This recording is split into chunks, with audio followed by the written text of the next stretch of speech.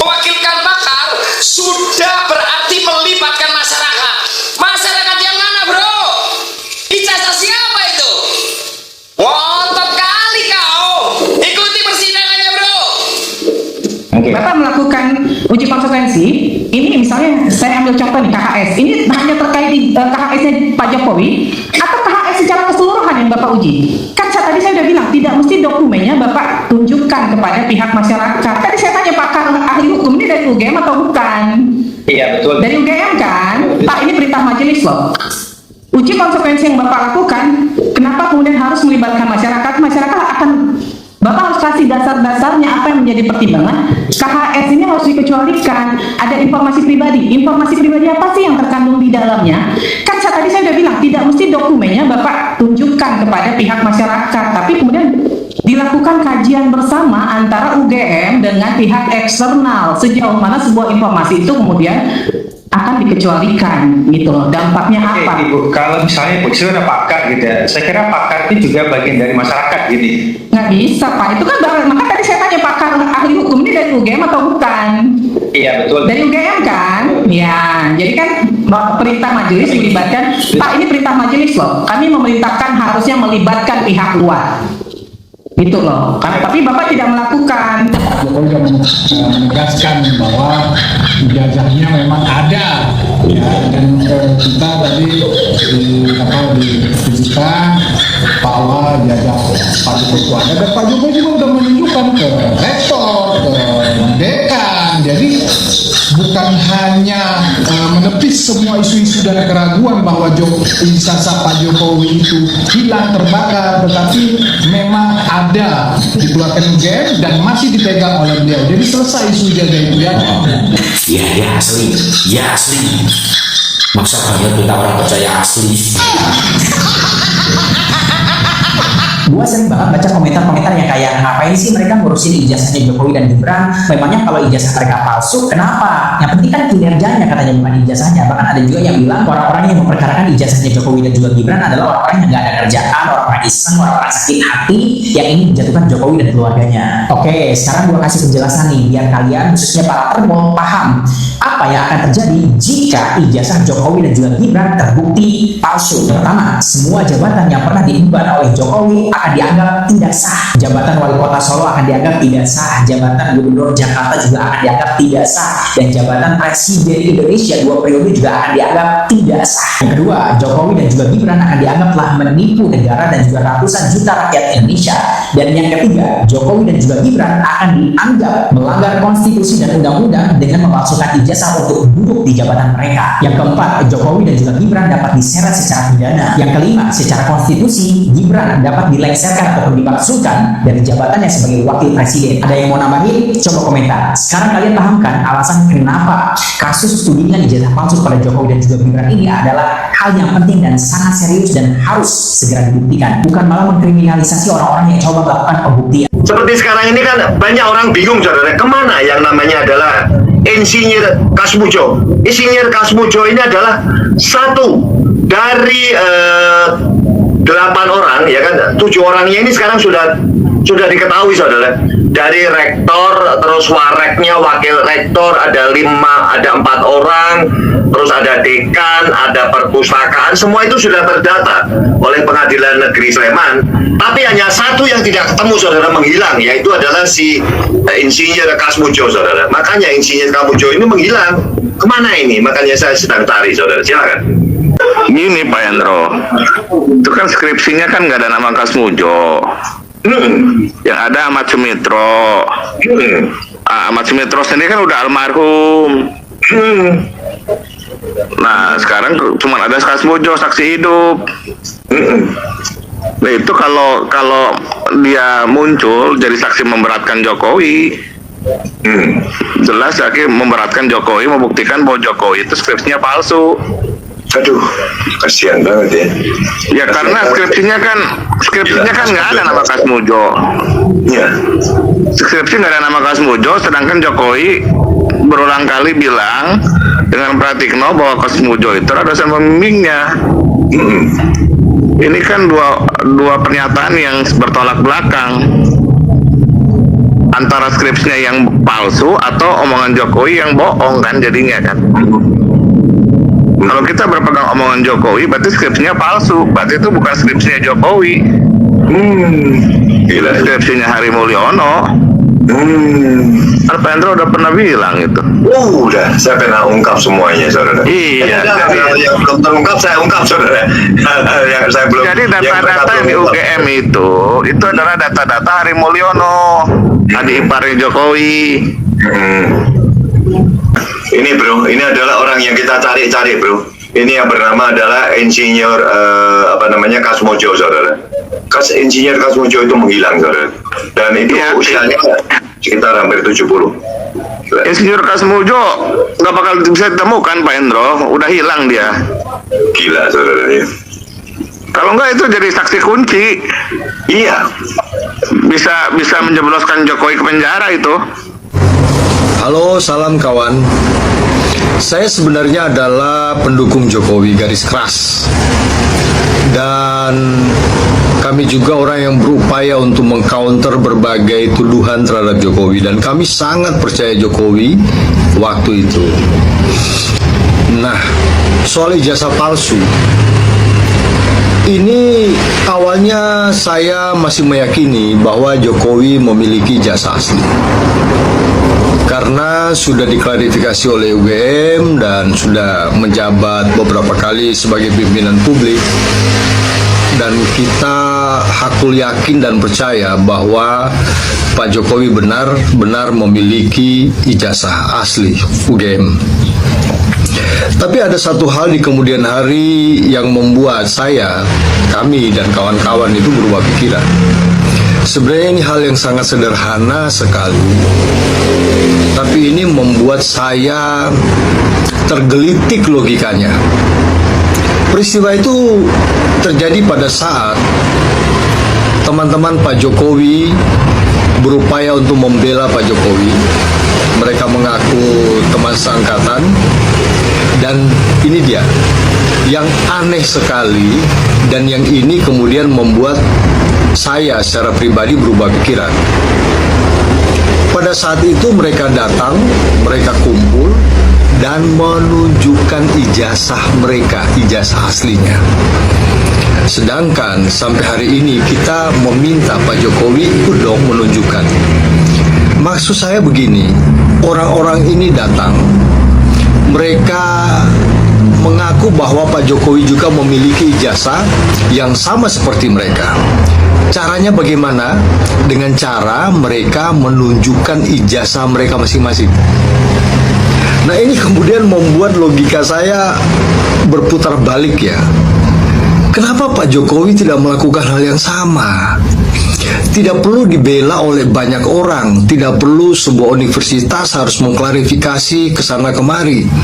Tidak perlu ada biaya-biaya yang besar dan makin rumit. Ya, tidak perlu harus menyewa pengacara, cukup tunjukkan. Ya, dan ini orang akhirnya akan percaya bahwa Pak Jokowi punya ijazah aslinya. Nah, kalau dengan alasan nggak mau menunjukkan karena kebencian dan sebagainya, toh teman-temannya juga sudah menunjukkan itu. Teman-temannya juga menunjukkan, kan bukan ada di ranah private untuk menunjukkan dokumen itu, ijazah dalam arti. Nah, ini kemudian membuat saya berpikir ya, secara logika nggak masuk akal banget ya.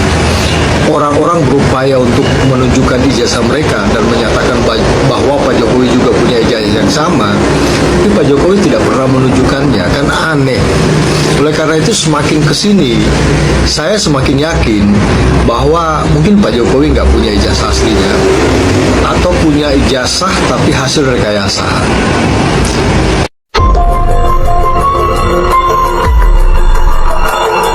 Guys, siapa di antara kalian yang kiranya Pak Jokowi itu lahir atau dibesarkan dari PDIP? Ternyata kalian salah besar guys. Jadi, menurut Bapak ini, Namanya adalah Pak Usman. Beliau adalah salah satu tokoh pergerakan Solo di masa lalu guys, dan juga merupakan saksi hidup dari sejarah kelam pemberontakan PKI hingga masa Orde Baru. Jadi beliau itu pengetahuannya bukan dari kata orang guys, tapi beliau sendiri yang merupakan saksi hidup. Nah, mengenai sosok Pak Jokowi yang banyak orang mengira bahwa PDI lah yang melahirkan Jokowi, ternyata menurut Pak Usman bukan guys.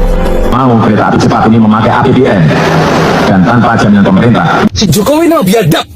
Gara-gara dia semua jadi kacau. Menteri Keuangan sama Danantara jadi saling lempar masalah utang kereta cepat. Kereta cepat Jakarta-Bandung ternyata nggak secepat itu melunasi utangnya. Proyek warisan Jokowi yang digarap bareng Cina ini justru bikin PT Kereta Api Indonesia kelimpungan. Utang pembangunan Bush disebut sangat menggerogoti keuangan. Dalam setengah tahun saja bebannya sudah 1,2 triliun. Atau Danantara tagih sono ke Jokowi, suruh dia tanggung jawab, bayar utang kereta cepat. Kan dia yang ngotot pengen bangun kereta cepat. Kenapa jadi orang lain yang jebokin dia? Jepang udah nyamperin kita, datang dengan jaminan pembangunan tanpa APBN. Si Jokowinya malah lebih milih kerja bareng sama Cina untuk bangun kereta cepat, yang akhirnya malah nguras APBN. Woi Jokowi Dodo, tanggung jawab lo. Jangan seenaknya habis bikin masalah terus tinggal gitu aja. Apa ya lo?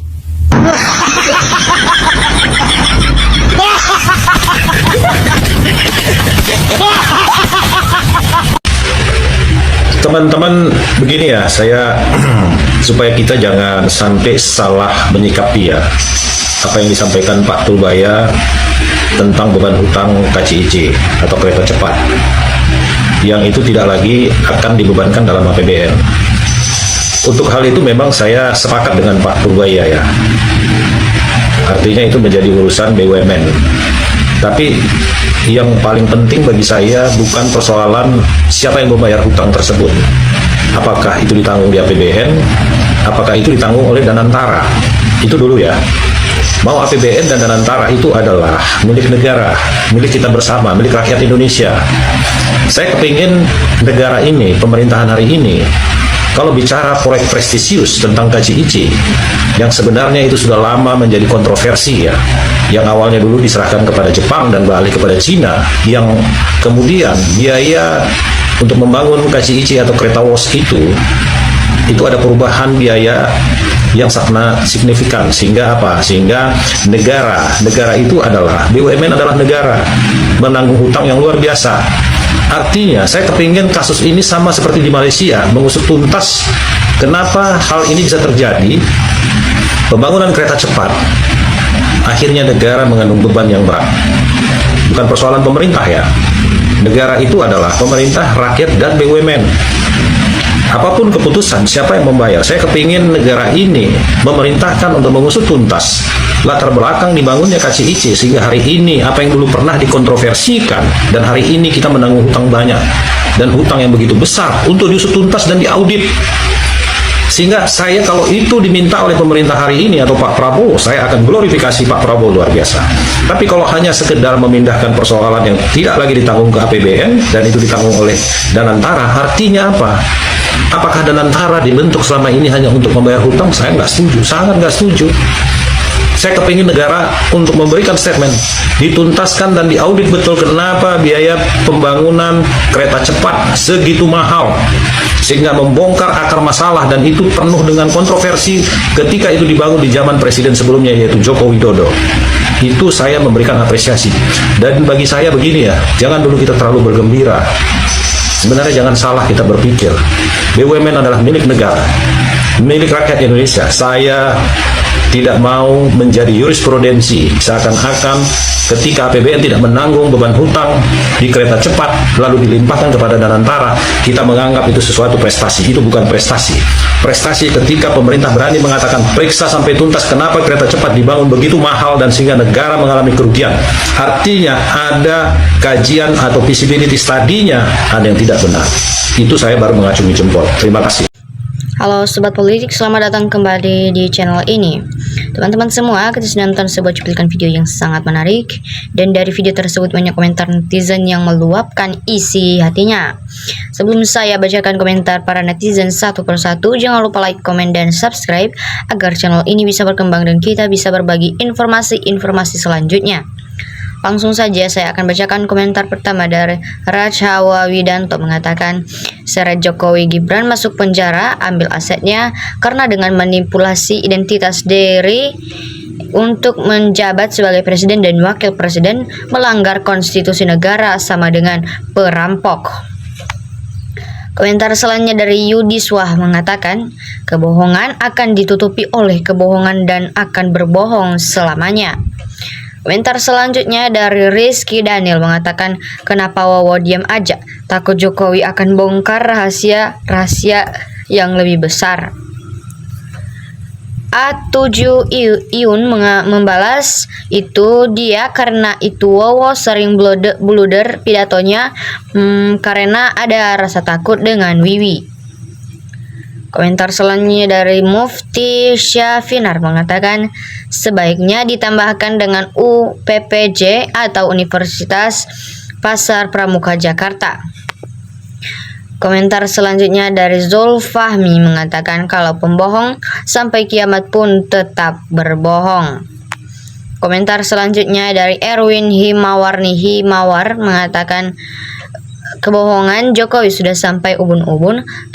Lihat saja sebentar lagi kepala Jokowi meledak karena kebohongan itu. Komentar selanjutnya dari Hari Mulyanto mengatakan, langsung saja si Joko dan Gibran dihukum bersalah dan hukumannya harus berat sekali, hukuman gantung buat keduanya. Komentar selanjutnya dari Aziz mengatakan, kalau masih ada parcok gak mungkin akan selesai.